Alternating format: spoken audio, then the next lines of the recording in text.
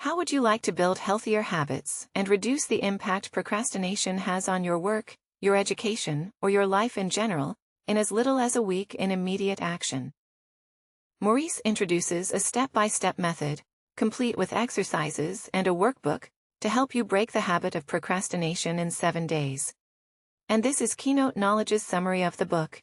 Enjoy. We're in the middle of a pandemic of procrastination. You think it's an exaggeration? Take a look at these confirmed stats. Did you know 20 to 25% of people chronically procrastinate, affecting not just their work but their overall lifestyle? Did you know, and astonishing, 88% of workers admit to procrastinating for over 60 minutes daily on the job.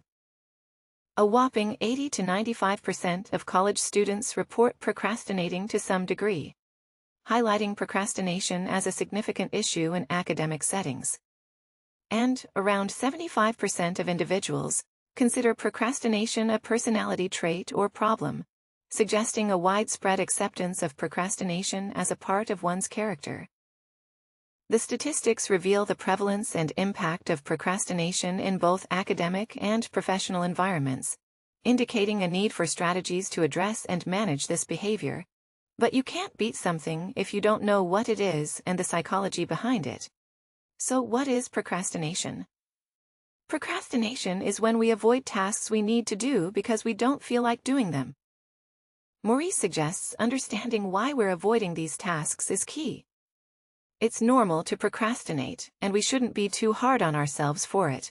By figuring out why we procrastinate and changing how we approach our tasks, we can develop better habits that help us get things done even when we're not feeling up to it. Psychological research supports the idea that procrastination is more about struggling with emotions than managing time. Pierce Steele describes procrastination as acting against our own interests, while Fuchsia Croy links it to avoiding negative feelings associated with tasks.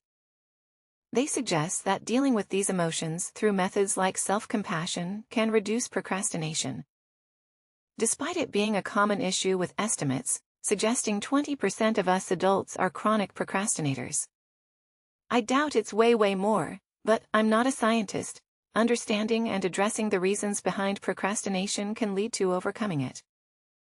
This might involve looking at our tasks differently, breaking larger tasks into smaller, more manageable parts, or finding strategies to deal with distractions. In summary, tackling procrastination involves understanding the emotional reasons behind it and adopting strategies that help manage these emotions and tasks more effectively. Okay. But why do we procrastinate? We often delay tasks without really understanding why. Meurisse suggests that procrastination might be a leftover from our ancestors, who needed to conserve energy and avoid risks for survival. This instinct might make us see non-essential tasks as energy-draining or risky, even when they're not.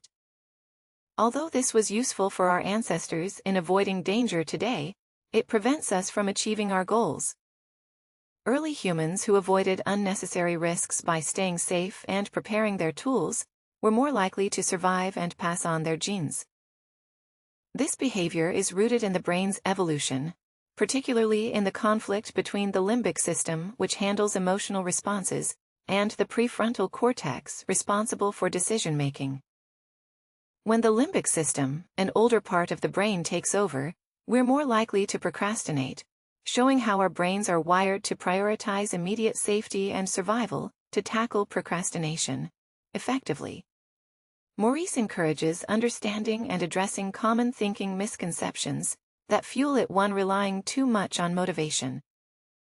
The misconception here is believing we need motivation to start a task. Instead, Meurisse advises beginning work without waiting to feel motivated. Action often leads to motivation, not the other way around.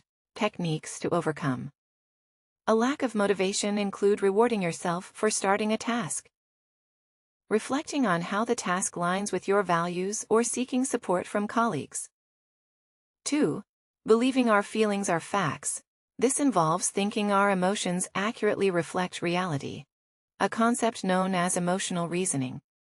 For example, feeling scared of a task might lead us to believe it's beyond our capabilities. Recognizing that feelings are not facts is crucial. A way to combat this is through mindfulness-based cognitive therapy, which teaches recognizing thoughts and feelings as temporary, not truths. By acknowledging that strong emotions about a task are just feelings, you can move past them and tackle the task. Fear of not being good enough is a big procrastination driver. Rather than letting this fear paralyze, you use it as motivation to push forward. Accepting and working through feelings of inadequacy can help you tackle challenges. Head-on 3, the future self. One common thought trap is believing that our future self will take care of pending tasks. This notion assumes that a future version of us will be better equipped to handle tasks than we currently are. However, the author challenges this by stating that the future self is not a different person with enhanced capabilities. If we don't work on improving ourselves now, we won't magically be better in the future. This idea ties into the concept of present bias, which means we prioritize immediate comfort over long-term benefits. We often view our future self as someone else, making it easier to postpone tasks. Psychologists like Hal Hershfield and Timothy Pichel suggest that seeing our future self as a continuation of our present self can help reduce procrastination. They recommend strategies such as imagining being in your future self's position and taking even a small step towards task completion. Now, this not only helps you progress, but also builds a bridge of empathy towards your future self. Encouraging a more proactive approach to tasks and responsibilities, or feeling overwhelmed by too many tasks. It is another big reason we procrastinate. According to Meurisse, this clutter of unfinished work can make us feel stuck and unable to start anything to tackle this. He suggests setting aside time to review and start ticking off unfinished tasks. Completing these can help clear your mind and boost motivation for other important work. We often feel overwhelmed by our to-do list because our brains fixate on unfinished tasks, causing stress. This habit can make us feel temporarily relieved when we avoid tasks, but it only adds to our anxiety later. To combat this, trying mindfulness and shifting curiosity towards completing tasks, rather than delaying them, can help. Peter Bregman and Mel Robbins offer practical tips for overcoming the inertia of starting a dreaded task, like just diving in, or using a countdown method to disrupt procrastination patterns. Feeling overwhelmed by tasks is common, but breaking them down and starting with small steps can build confidence and reduce avoidance. As suggested by experts like Cal Newport, recognize your task's urgency to give it immediate attention, potentially by considering its impact on others, or the satisfaction of pleading it 5 distractions. Another factor in procrastination is difficulty focusing, which can stem from overstimulation or distractions like social media. Our modern stimulating environment makes us lose focus frequently. To improve focus, reducing digital distractions and creating a work-conducive routine can help. Establishing a routine signals to your brain that it's time to work, enhancing focus and productivity. Scientists and experts like Brian Tracy affirmed that routines not only increase focus, but also boost a sense of accomplishment and well-being, making tackling high-priority tasks first a beneficial habit for long-term happiness and success. 6. Not understanding the task at hand. Understanding the task fully is key to overcoming procrastination. Meurisse explains that confusion about how to start, what the end goal is, or why it's important, leads to delay. To combat this thoroughly, review the task's details, clarify your goals, and understand its significance if needed. Ask for advice on how to approach it. Lastly, it's easy to exaggerate tasks in our minds, making them seem insurmountable. Reassess and realistically evaluate each task. Learning from others and breaking tasks into manageable parts can shift your perspective and boost confidence in your abilities as a form of exercise. Meurisse suggests you start by understanding the reasons behind your procrastination, so you can develop more productive habits and a better relationship with your work. So start by resisting your current procrastination with these 3 steps. 1. Identify the task. Think about something you've been delaying.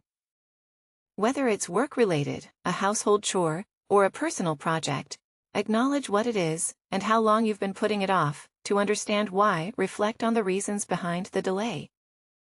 As we said earlier, common causes include lack of motivation, fear of failure, feeling overwhelmed, seeking perfection, or not understanding the task fully. To address the cause, find a solution tailored to the specific reason you're procrastinating. If motivation is lacking, partnering with a colleague or setting a small reward for completing the task might help. If fear of failure is the issue, breaking the task into smaller manageable steps can make it less daunting.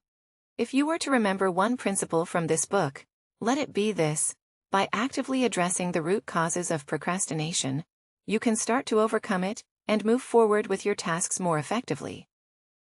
So start showing you're not a procrastinator by taking action now and liking this video. And if you want to see more videos from Keynote Knowledge, subscribe and turn on the notification bell. Until next time.